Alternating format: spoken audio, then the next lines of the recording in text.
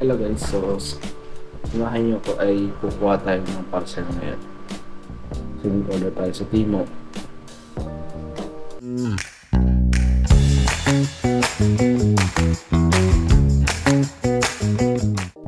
Guys, so tara na ako.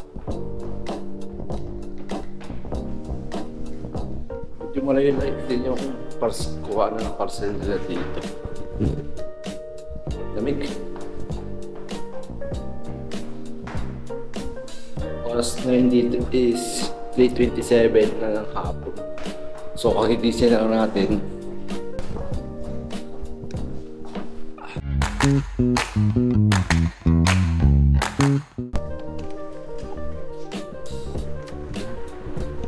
Ganda dito, di ba? Yun guys, so naglalakad na ako. Ito yung place nila dito. Yan.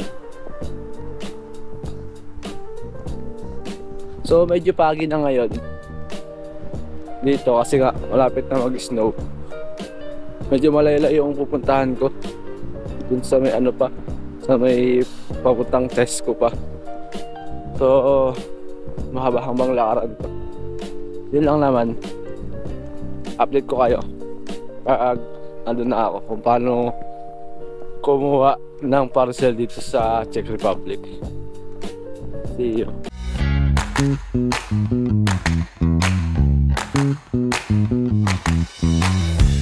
So yun guys, so medyo malapit naman na tayo. Balik tayo. So yun guys, nandito na ako ngayon sa kuha na ng parcel sa C-Box. So tara, at tuturo ko sa iyo kung paano kumuha dito. Ito na yung C-Box nila. So yung gagawin mo ngayon is yan guys, at yung ilalagay nyo yung password na 6 digit dyan is makikita nyo doon sa Timo app nyo o kaya doon sa email, kasi i-enter nyo dyan para mabuksan yung drawer kung saan nakalagay yung parcel.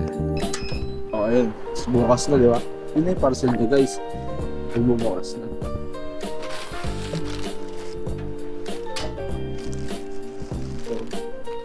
Kuha ko na yung parcel ko guys. Yun lang. Ganun lang yung gagawin nyo kapag kukuha kayo ng parcel. Yun guys, so ito na. Kuha na natin yung parcel natin.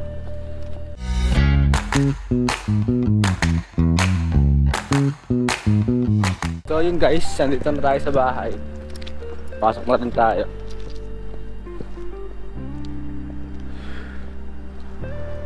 Bukas guys.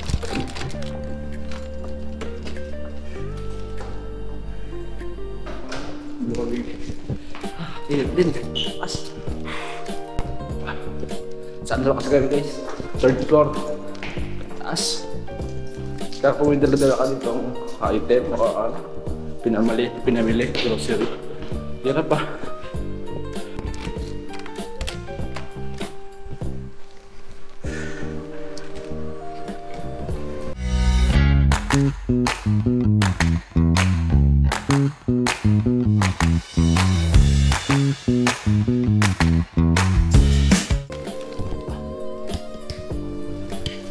Guys, so kakapin natin itong parcel natin. Init.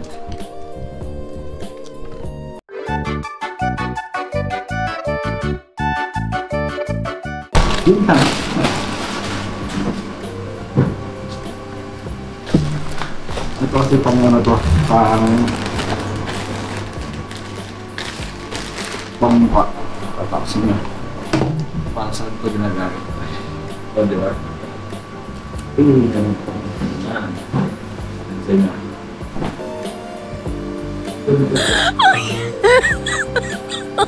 Oh my god! O, di ba? Kapag winter na guys, ito na yung gagawin ko. Order ako, di ba? Para